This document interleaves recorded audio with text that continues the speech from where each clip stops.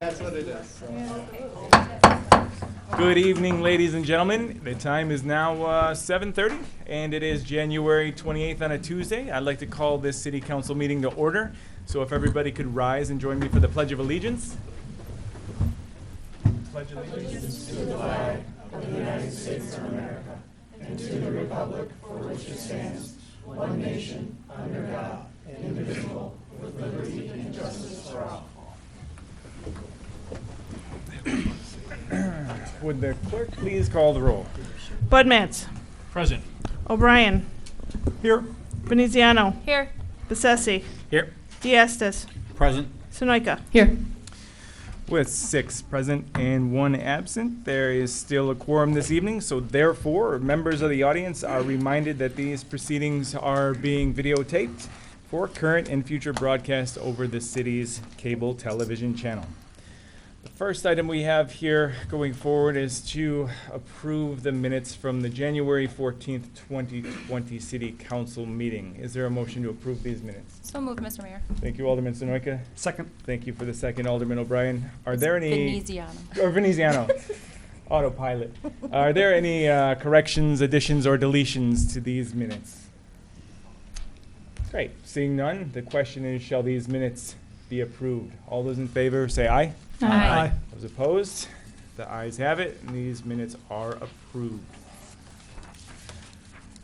Moving forward here now, I'd like to actually take the time to deviate from our normal proceedings here from the standard program and ask that I get a motion to deviate from members of the council. So moved, Mr. Mayor. Thank you, Alderman Diastis, in a second. Second. Thank you, Alderman O'Brien. A little bit easier than Veneziano, less syllables, maybe. But actually, Chief, if we could have you stand up and present a little bit about the Humanitarian Service Awards for MABUS in 2019 Mississippi and Illinois flooding. Absolutely. Thank you. Thank you. Thank you, Mayor and Council. So tonight, every day is a good day to be the fire chief in Rolling Meadows, but tonight's even a better day because we were singled out. 3 of our fire department staff were recognized by MABUS Illinois and their response to Southern Illinois flooding. And MABUS Illinois decided on to deploy, and to award a humanitarian award to 3 of our firefighters. And I'd like to call them up. First, Lieutenant Ben Dwyer, firefighter and paramedic John Palmisano, and firefighter paramedic John Loesch. Right here. So I'm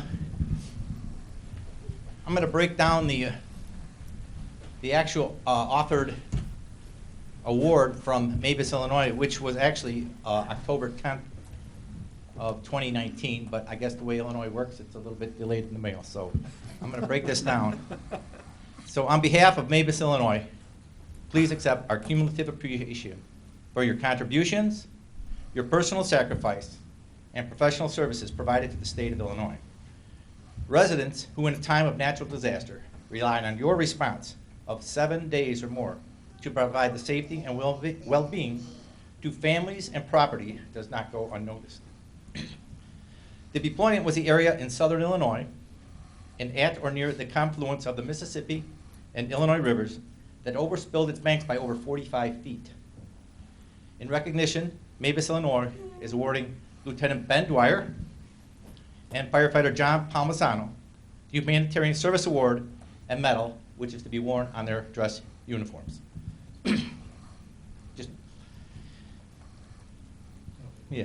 No, we'll just hang on to them. Thank you.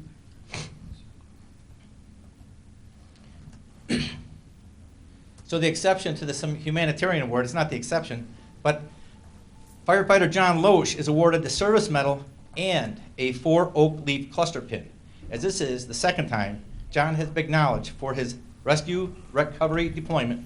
Likewise, this 3 oak leaf pin is to be worn in honor on your dress uniform as well. Chief Erickson says, wear these with pride and honor, knowing that you answered the call to serve in a unique and precious way. You have made a difference. And on a personal note, as the fire chief, I want to acknowledge our entire department. Well, the persons on shift today, if we can pan to the back, we do have great support. This is a representation of our entire staff. I don't know if most of you know, but in Rolling Meadows, unique to any other fire department in the state of, in the northwest suburbs at least that I know of, every firefighter, including the deputy chief and soon-to-be chief, is a paramedic except for me. It's quite remarkable. Our persons here also they also train quarterly as the Swift Water Rescue Team, and they are deployable, and when called on, we answer.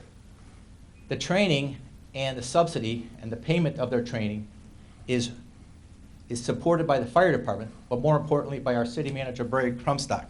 And any time when we have asked to be deployed to a state of emergency in the state of Illinois and elsewhere, Mr. Krumstock has answered the call, as well as state of Illinois. So you're to be recognized also, Mr. Krumstock. Thank you.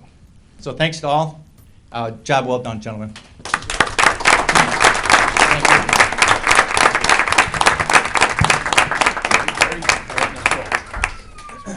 Gentlemen, if you guys want, you're more than welcome to stay up and have some pictures with family. It's one thing to go to work every day, but it's another thing to go ahead and put in the time deployment in additional scopes of work that you guys do, leaving your families for the times that you do. So we commend you for that. And if you want to have some time to take photos, it's well deserved. Group shot, thank you. Sure. This is for a group shot. You want families up there? Sure. No.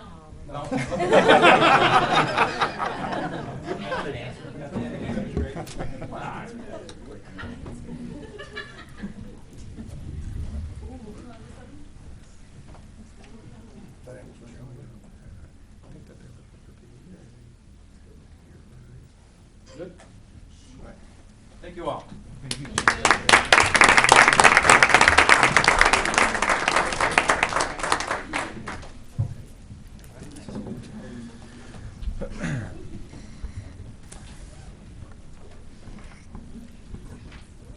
Was there anyone on the, so we don't need the voting? All right. Well, at this time, I guess we can ask for a motion to close the floor. Is there a motion? So moved, Mr. Mayor. Thank you, Alderman Diaz. Is there a second on that motion to close the floor?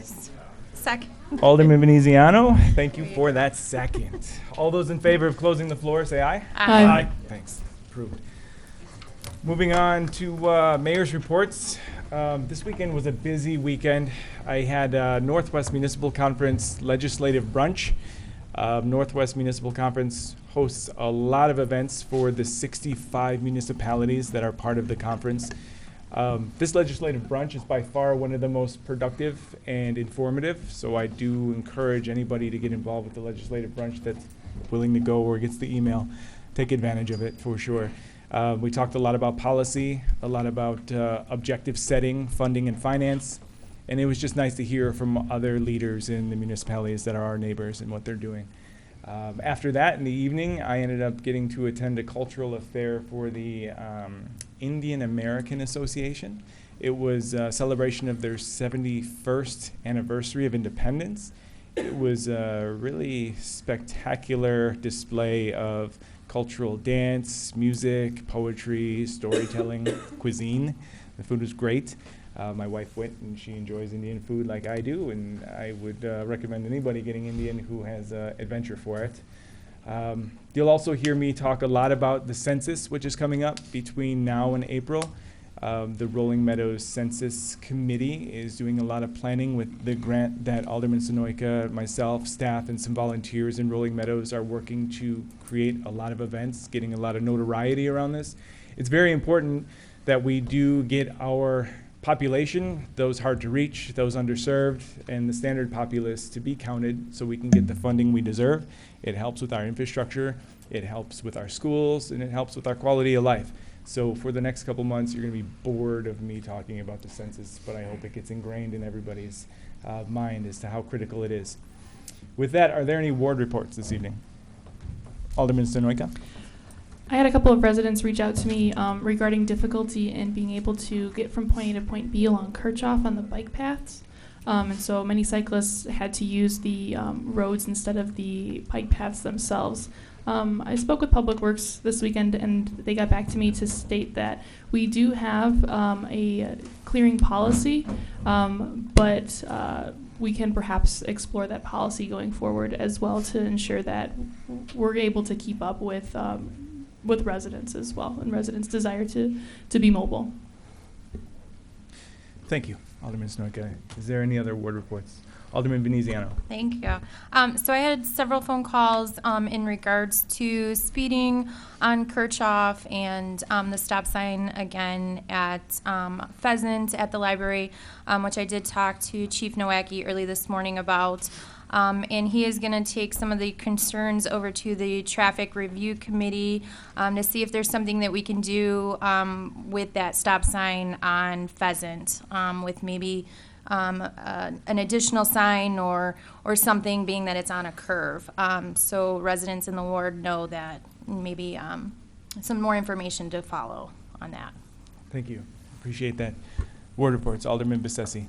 Yeah, I would like to thank Chief Nowacki once again for being at the town hall that we had the other week. Also, I have had residents notice that there's been a couple of days, they noticed a patrol car over by the Linden and Oak intersection, and it seems to be helping a little bit.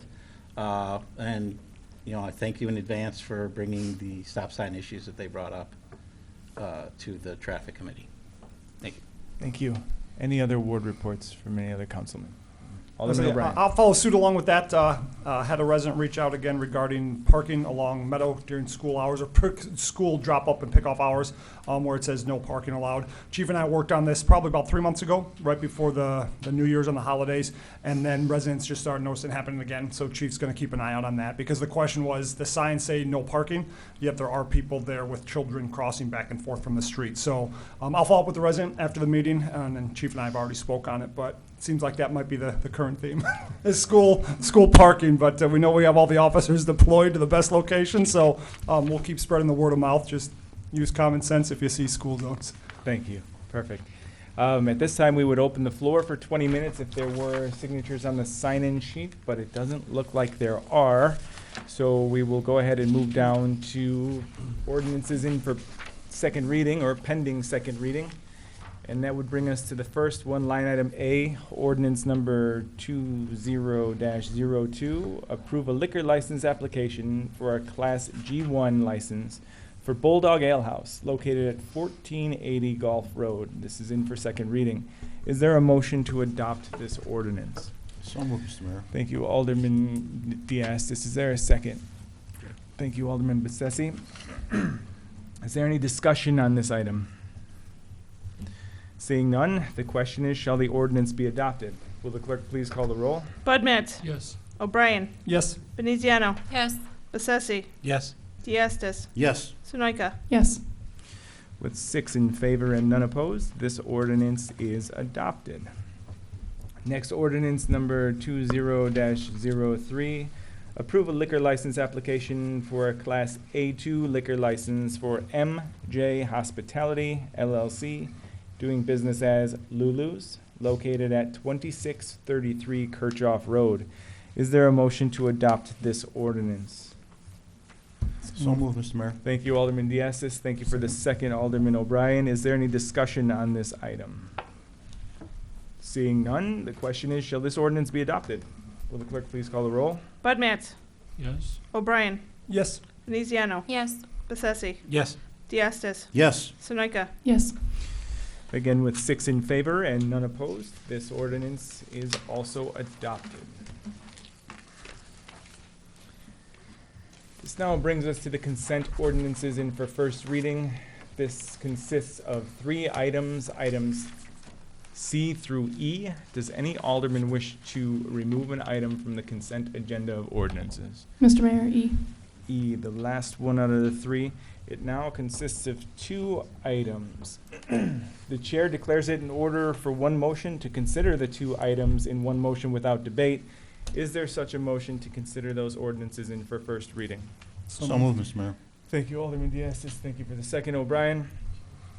Ordinance, the first one, C, ordinance number 20-00 is to amend Chapter 22, Business and Appendix B of the Code of Ordinances. The next one is ordinance number 20-00 at this time. Approve liquor license application for a Class A2 liquor license for Taco Jerez, located at 1410 Gulf Road. The question is, shall those two ordinances be moved forward for second reading? Will the clerk please call the roll? O'Brien. Yes. Veneziano. Yes. Bessesi. Yes. Diastis. Yes. Sunoika. Yes. Bud Matts. Yes. With 6 in favor and none opposed, those ordinances are moved forward. Now we circle back to ordinance number 20-00 at this time, amend chapter 14, animals, and the appendix B of the Code of Ordinances, animal bites and animals running at large, first reading. Is there a motion to move this forward? So moved. Thank you, Alderman Sonoyka. Thank you, Alderman Diastis, for the second. Alderman Sonoyka, you had pulled this. Feel free to take it away. Thank you, Mr. Mayor. So negligent owners who refuse to leash their dogs are not the same as responsible owners whose dogs manage to escape or run away. Despite our best efforts, accidents still happen. So I believe we need to differentiate between at-large due to intent by an owner who refuses to leash their dog and at-large due to lost dogs that manage to escape a property. As discussed during the committee of the whole last week, the city does not have a kennel that can house animals. They're essentially hanging out here with us at City Hall for a day until they're taken to Gulf Rose. So as such, dogs are impounded upon intake, and so a healthy dog that is current on all vaccinations is still going to cost the owner a couple $100s before the dog can be released. We already have owners in the city that cannot bring their dogs home due to the financial burden of that impoundment structure. So adding higher fines to recover a lost dog won't fix this specific problem. Chief Nowacki explained that his officers are given discretion to differentiate between these circumstances, between a negligent owner and then a lost dog. But as a policymaker, I want to ensure that the most important aspects of our officers' discretion are codified so that residents never fear reaching out to the city for help if their animals are lost. It is in the best interests of everyone that pets are returned to their owners, and allowing owners the option to contact the city as soon as possible is what we want to encourage. That's a behavior that we want to encourage. The sooner an animal is captured, the less time the animal is at large, which is what we're trying to accomplish with higher fines in this particular instance. So residents have expressed concern that they will be less willing to cooperate with city officials on this goal if they know that a $150 to $250 ticket is waiting for them if they do so. Chief Nowacki, are there any actions that residents could take that would impact your officer's discretion to forego a hefty ticket? Thank you, Alderman. Yeah, officers do have discretion on issuing citations. On a very minor incident where, say, a dog, person opens the door and the dog runs across the street and an officer sees it, the officer would return it, and our officers are very compassionate, very empathetic. They would have discretion to not issue any type of citation on that. There also, if a citation was issued, there is recourse where a resident can ask for an administrative hearing and actually hear their case in front of an adjudicator, which takes place in this council chambers. So there are a lot of alternatives and a lot of recourses for residents. It was my understanding that the fines wanted to be increased to deter the incidence of dogs running at large, and that the initial violation of $20 was just not significant enough. So that's my understanding why the fines were increased, and wanted to keep them consistent with all the violations for the dog running at large, whether or not they were impounded or not. But to answer your question, the officers definitely do have discretion, and I would imagine that, like I said, in a minor incident, they would not issue a citation. And if they did, there would also be a recourse for, like I said, administrative hearing in front of an impartial individual, the adjudicator. Chief Nowacki, are there any specific actions that a resident could take in order to be able to demonstrate that their goal is to find their lost animal? So if they were to call the city, for example, would that be a factor that you would take into consideration? It would be a factor, and we definitely try to return and unite the animal with the owner, because the last thing we want to do is have to take it to the impound also, because it does tie up a lot of resources from the police department to do that. So trust me, I've known officers that, driven in with their car with the dog in there, or like I said, brought him into the station, and really done a lot trying to reunite that animal. And at a last resort is when we take it to the impound, and then obviously we're using a third-party vendor, so there is obviously some increased costs with that. Is that it, Alderman Snorka? So are you looking to include verbiage as a differentiator in the ordinance, or what are you? What would you like? I believe that Chief Nowacki and the police department are going to do the best that they can. However, I want to ensure that residents also trust that they're going to be treated fairly. And I don't know if necessarily stating that, well, they can proceed through an adjudication process, that they will be fairly treated if their intent is to find their animal and that they're not being negligent and going on walks without a leash. That's essentially what I want to differentiate from. So I would like to codify some of the factors that we're taking into consideration right now in order to be able to demonstrate to residents that this is already a practice that we're pursuing as a police department and as a city, and to just make sure that it's there. So do you have some verbiage in mind that would be indicative of that so we could push for a second on your motion to make this amendment in the verbiage by chance? The verbiage at this point on first reading would mostly be to amend 14.8 itself and to then differentiate between or to define what we mean by at large, and then having the two different types of definitions for at large, where one is negligent and one is not, and then defining what we mean by that. At this time, looking at the code and looking at 14 at 14.8, section 14.8 of chapter 14 for animals.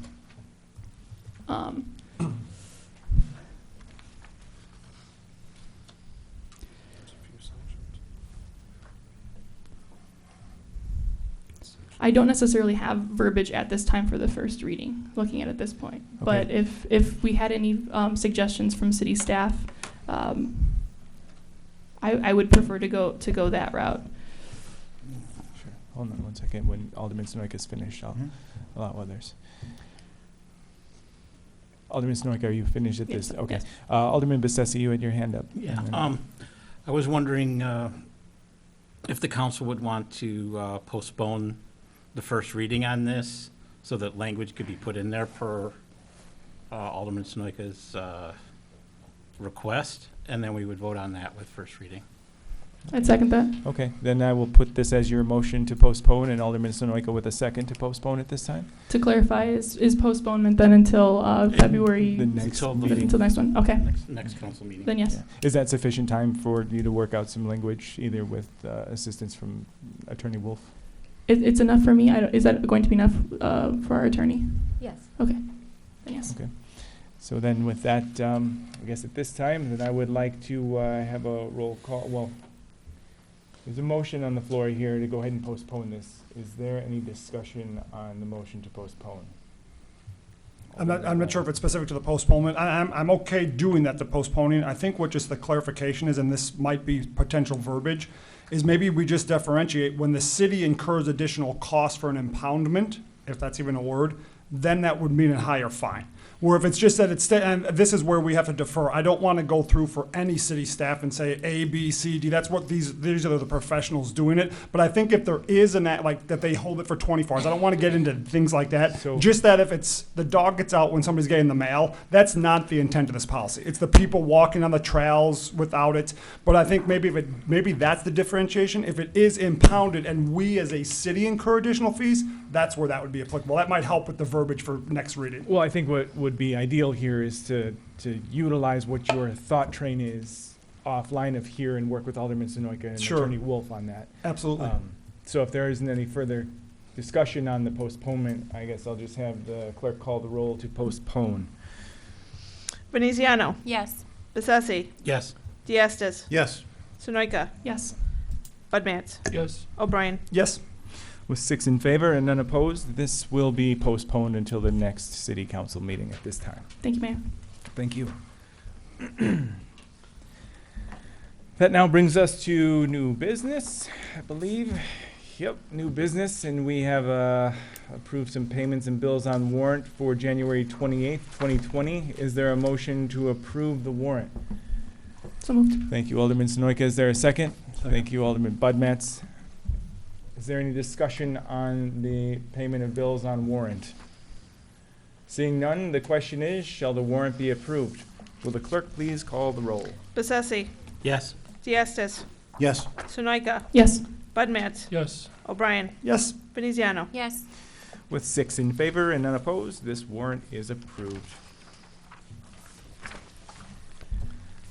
This now moves us swiftly along to the consent resolutions, and this consists of 4 items, G through J. Yep, G, H, I, J, 4 items. Does any alderman wish to remove any one of these items from the consent resolutions? G. G, the first one for Alderman Veneziano. Are there any others? Alderman Bud Matts. H and J. H and J. Why don't we go ahead and make this a party and just read through each one of these real quick individually? Because we're pulling 3 of the 4, and that's 75%.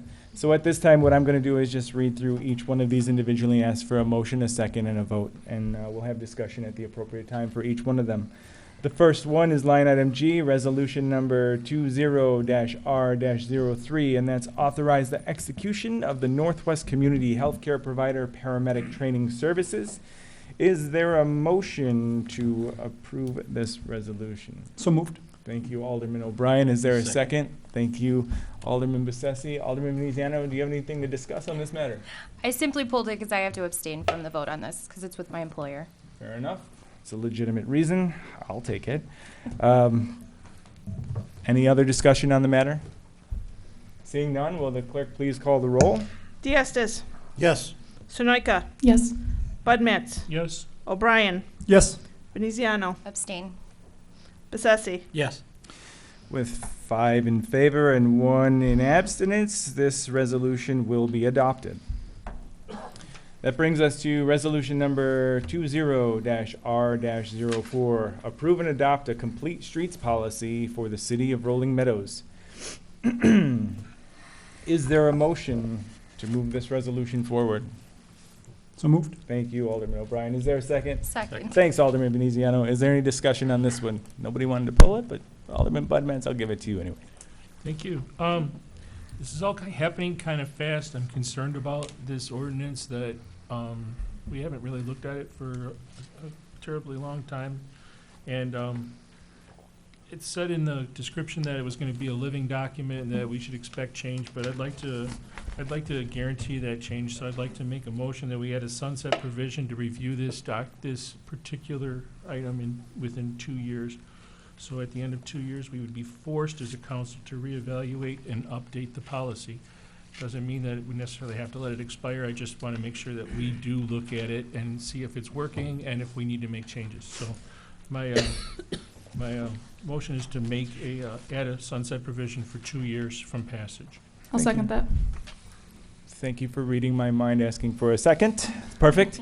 Is there any discussion on the addition of the amendment for a provision sunset clause for 2 years? Great. Seeing none, the question is, shall we amend this to add a sunset provision for 2 years? Will the clerk please call the roll on the amendment first? Sunoika. Yes. Bud Matts. Yes. O'Brien. Yes. Veneziano. Yes. Bessesi. Yes. Diastis. Yes. With 6 in favor and unopposed, there is an addition to a sunset provision that will be included for a duration of 2 years. Now we'll go back to the original with the amendment in there, which is to approve and adopt a complete streets policy for the city of Rolling Meadows, inclusive of a sunset provision for 2 years. Any discussion on this? Or first, is there a motion to approve that as amended? So moved. Thanks, Alderman Seconded. Budmans. Thank you, Alderman Sonoyka. Any discussion? Will the clerk please call the roll? Bud Matts. Yes. O'Brien. Yes. Veneziano. Yes. Bessesi. Yes. Diastis. Yes. Sunoika. Yes. With 6 in favor and none opposed, this resolution is adopted with amendment. That brings us to resolution number 20-R-05, award a contract for janitorial services at Public Works and City Hall for fiscal year 2020. Is there a motion to move this resolution forward? So move, Mr. Mayor. Thank you, Alderman Diastis. Thanks, Alderman O'Brien. Is there any discussion on this item? Seeing none, the question is, shall this resolution be adopted? Will the clerk please call the roll? Bud Matts. Yes. O'Brien. Yes. Veneziano. Yes. Bessesi. Yes. Diastis. Yes. Sunoika. Yes. With 6 in favor and unopposed, the resolution is adopted. That now brings us to line item J, resolution number 20-R-06, award a contract providing forestry maintenance services for fiscal year 2020. Is there a motion to adopt this resolution? So moved, Mr. Mayor. Thank you, Alderman Veneziano. Is there a second? Thank you, Alderman Budmats. Any discussion, Alderman Budmats? Yes, I pulled this, it's a clarification, this is a 1-year extension. Yes, that's correct. So would it be possible to ask that next year, prior to bringing this forward, that either you acquire additional competitive bids, you don't may not have to open up the whole process, but at least bring us bids showing that this is still competitive? Because like in item I, we found out that we were potentially overpaying because we've now found a less expensive alternative. And I'm not having any problems with it. I just want to keep the process continually looking for quality low bidders. I agree. Just to be related to the specific contract, we have to rebid it next year. It was a 3-year with 2 1-year renewal options, and this is the second year of the 2-year renewal options. So we fully expected to we're going to re-advertise and rebid, or potentially participate in the municipal partnering initiative. So we will investigate that next year for sure. Thank you. All set? All set. Thank you. Further discussion on this from any council member? Nope. All right. If there's no further discussion, the question is, shall this resolution be adopted? Will the clerk please call the roll? O'Brien. Yes. Veneziano. Yes. Bessesi. Yes. Diastis. Yes. Sunoika. Yes. Budmats. Yes. With 6 in favor and none opposed, this resolution is adopted. That now brings the council to other business and reports, I believe. Get there. And for this, there are some mayor's appointments at this time. I do have 2 individuals that had learned through our News and Views, which is a great periodical. Apparently, we do get a lot of eyes on it, which is great. And I've learned that I think the new color scheme that has enhanced the amount of readership. It's also been very appealing, so I've heard, right, Ms. Cezak? Yes. Thank you. So with that, I did find that Kelly Sheehan of the 3rd Ward is willing to put out her personal time and volunteer for the Planning and Zoning Commission. And for each of these 2 appointments, I'm going to ask for a roll call vote. And so I might as well just start with Kelly's and have an alderman make a motion for me so I can get a second and follow up the roll call vote. Is there a motion to approve Ms. Sheehan's appointment? So moved. Thank you, Alderman Sonoyka. Is there a second? Second. Thank you, Alderman Veneziano. Is there any discussion on this item? Alderman Sonoyka. Just looking over there. There's only 2 of us. Yeah. But I wanted to comment and say that I'm delighted that we're going to have another lady on the Planning and Zoning Commission, or a lady on the Planning and Zoning Commission. That's all. Thank you. Further discussion? Seeing none, the question is, shall we have this appointment take place? Will the clerk please call the roll? Veneziano. Yes. Bessesi. Yes. Diastis. Yes. Sunoika. Yes. Budmats. Yes. O'Brien. Yes. With 6 in favor and none opposed, Ms. Sheehan is appointed to the Planning and Zoning Commission. Congratulations, Ms. Sheehan. Thank you for your time. That also brings us to a gentleman, Mr. Kevin Sipple. He also decided he now has the time and bandwidth to allow for his spare time to go toward planning and zoning, and he is enthused and willing and up to the challenge. I would like to see his appointment go through as well. This time I'd like to ask for a motion for this approval. Is there a motion? So move, Ms. Mayor. Thank you, Alderman Veneziano. Is there a second? Thank you, Alderman Budmats. Any question or discussion on this particular appointment? Great. Will the clerk please call the roll on this appointment? Bessesi. Yes. Diastis. Yes. Sunoika. Yes. Budmats. Yes. O'Brien. Yes. Veneziano. Yes. Wonderful. With 6 in favor and none opposed, Mr. Kevin Sipple's appointment to the Planning and Zoning Commission is also approved. I do want to make a quick note that there are going to be some term expirations coming up in April, and I have spoken to a waiting list of individuals who are also willing to participate. And that's very exciting news for me to see this change. It's not to be reductive to anyone who's currently serving. I think it's great, but I also appreciate that we get a steady influx and rotation of folks. That way we can get different perspective, and I think it's healthy in that regard. This week, I do not have any mayor's proclamations. Are there any city clerk reports? No. Thank you. That now brings us to city staff reports, community items of interest. Manager Crumstock? I could always say that the people in the audience, if you want to leave, this will be the slow part of the meeting. You don't have to hang around. But obviously, thank you, Mayor and City Council. We do want to reiterate that until February 14th, we do have the city, Swank, and Elgin Recycling will be conducting the annual Holiday Light Recycling Program, and the boxes are here at City Hall, obviously outside. We do want to make this quick comment that the last day for register to vote or voter registration that's regular is for the March 17th presidential primary election is February 18th. Obviously, through Cook County, there's some additional ways that you can register to vote, but the regular voter registration does finish on February 18th, and early voting will begin on March 2nd. Please contact or check Cook County website for the voting locations. Then we do want to reiterate, and this is actually for a future staff report that will be coming up at February 29th is Taste the Town, 6 p.m. to 9 p.m. at the Community Center, 3705 Pheasant Drive. Tickets cost $15 at the door. For more information, please contact Assistant to the City Manager, Lori Cezak, 8847-394-8500, extension 1002, or Cezak L at cityrm.org. Then we do want to also reiterate that the St. Patrick's Day dinner is scheduled for Saturday, March 14th. This is the 20th annual St. Patrick's Day dinner, and it will take place from 6 p.m. to 10 p.m. in the Community Center, 3705 Pheasant Drive. This is the first time that the Community Event Foundation will be taking it over. As many of you know, for the past 19 years, it was the Rotary Club. Now that they're not doing it, obviously the city is picking it up. Then we do want to mention that future topics for February committee meetings, the Planning and Zoning Commission will not be having a meeting due to staff not receiving any applications, and we're continuing on the zoning code. The Tuesday, February 4th meeting has been canceled. However, you can all show up at 6 p.m. here at the council chambers on February 4th, and the tentative items to discuss consists of the 2019 Economic Development Summary. This is actually a future committee of the whole meeting discussion too. New business feedback and contact distribution, business and community showcase discussion. That is April 23rd for that event. The business advocate update. Next level, Northwest update. We do have one candidate who's coming close to finishing through that process.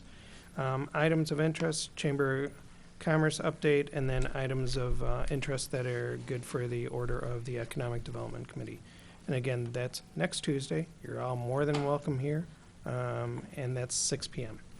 And don't forget, at those events, there will be a census booth present for the Rolling Meadows Census Committee, and make sure you grab your materials. How about following up with the December 2019 new business list? So obviously you have the list before you. I do want to mention 3 of them. The Suhuka Thai Cuisine, it is a new owner. That's 1933 Plum Grove Road. We do have CJ Deli, that is also a new owner at 1600 Gulf Road. They're in Suite 120. And then obviously what we've been mentioning too is that Sabruso Burrito, which is in the Pepe's building, they're actually new owners. They will be changing out all the other items, and that is, again, they're changing their menu. They're going to be changing more than just the Pepe's sign out there too. But again, we did want to mention the 3 that are listed. Thank you, Manager Crumstock. That brings us now to utility billing and auto pay information. Ms. Gallagher. Thank you, Mr. Mayor and City Council. In tonight's council packet, what we decided to do as part of our information plan for residents and our utility billing upgraded, what we're trying to do is get information out to residents. As a follow-up from last week's Committee of the Whole meeting, we're trying to be sure that we inform residents, get you information at council meetings, Committee of the Whole meetings, through the newsletter, through the website, through the front counter, and every time that we talk to residents over the phone about their utility bill. And while we're not looking for the City Council to answer these questions, you can certainly direct residents with questions about these changes to the Finance Department, and we include that on the flyer. So with the February 1st utility bills that are going out this week, we have an insert that tells a little bit more about what's coming up down the road. So we've got coming soon some changes to the utility bill, and I wanted to walk through that tonight.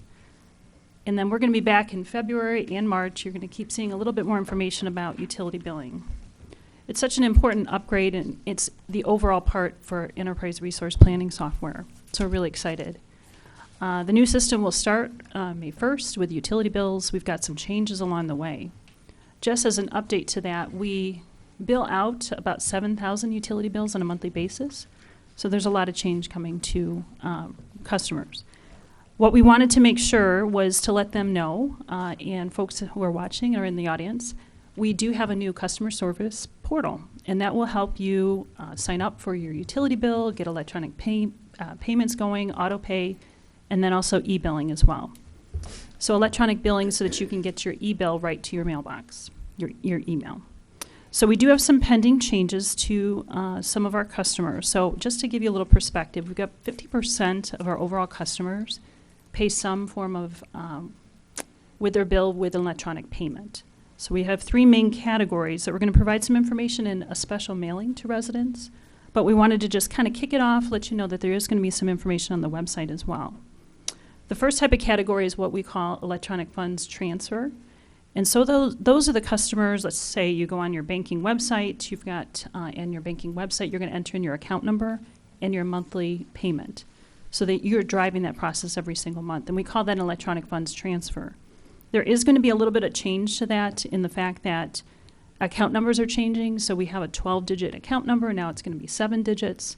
And so we're just going to inform residents through paper copies and through the special mailing and through the website that those changes are coming down the road.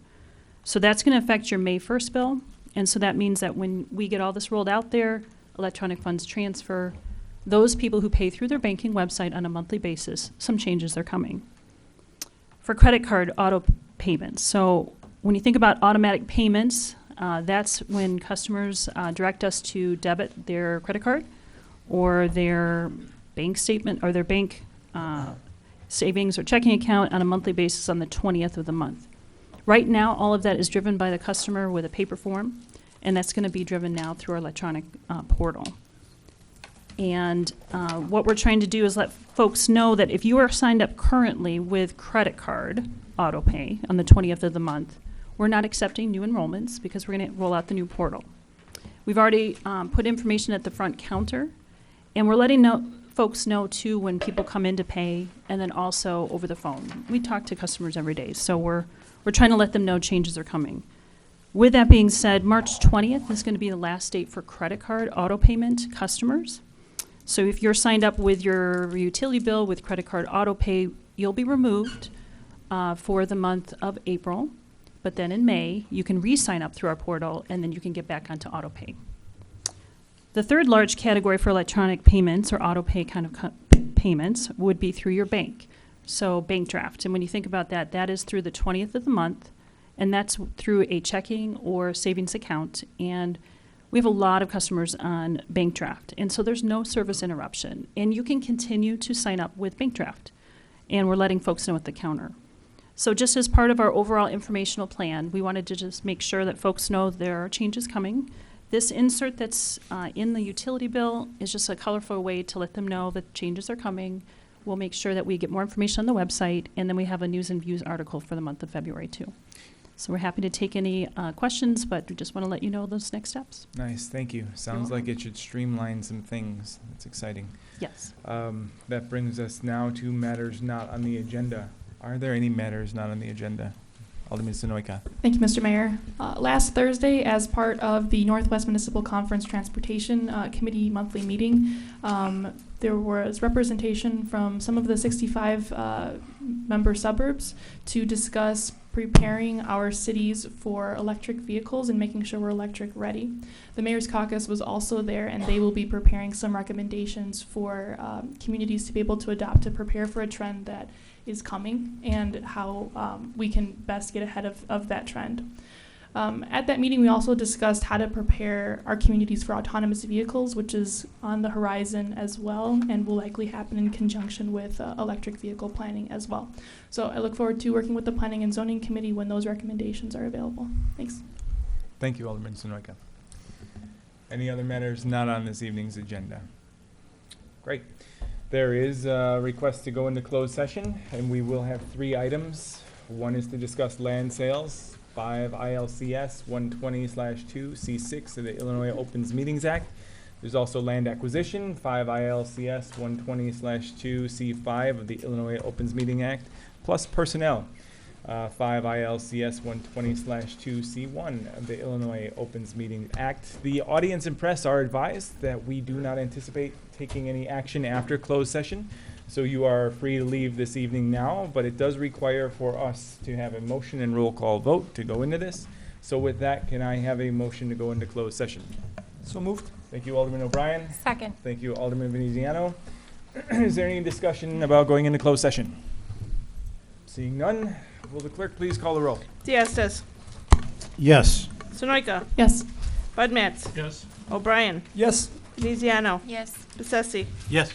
With 6 in favor and none opposed, we will now enter into closed session. Good evening, everybody.